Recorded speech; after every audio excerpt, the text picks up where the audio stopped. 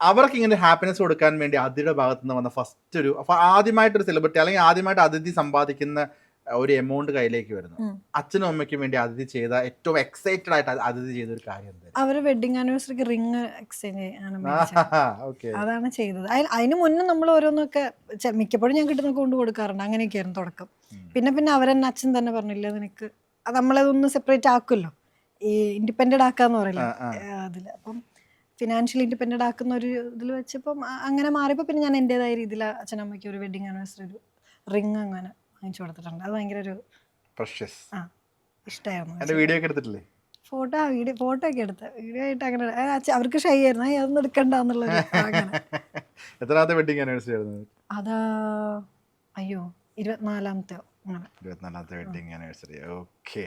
ഞാൻ ഈ ചേട്ടൻ എവിടെയാ എന്താ ചെയ്യുന്നത്? ആൾക്ക് ബിസിനസ് ആണ് സ്പൈസസിന്റെ. അപ്പൊ അത് ഹൈദരാബാദിലും അങ്ങനെ ദുബായ് അങ്ങനെ ആള് കണക്ക് നോക്കുന്നതെന്നുള്ളൂ. അപ്പൊ പോയി വന്നാൽ മതി ഇടയ്ക്ക്. നിങ്ങൾ 3 പേരല്ലേ? 3 പേരാ. ചേച്ചിയുണ്ട്, ചേട്ടൻ, പിന്നെ ഞാൻ. ചേച്ചി എവിടെയാണ്? ചേച്ചി മാരീഡ് ആണ്, 2 കുട്ടികൾ, ഹൗസ് വൈഫായിട്ട് ഇരിക്കുന്നു. മ്യൂസിക് ടീച്ചറൊക്കെ ആയിരുന്നു, ഇപ്പോൾ കംപ്ലീറ്റ്ലി വീട്ടിലെ ടീച്ചറാ. അതാണ് ഏറ്റവും വലിയ ജോലി. അത് വലിയ ജോലിയാന്ന് പറഞ്ഞു. അതിഥി പാടില്ലേ?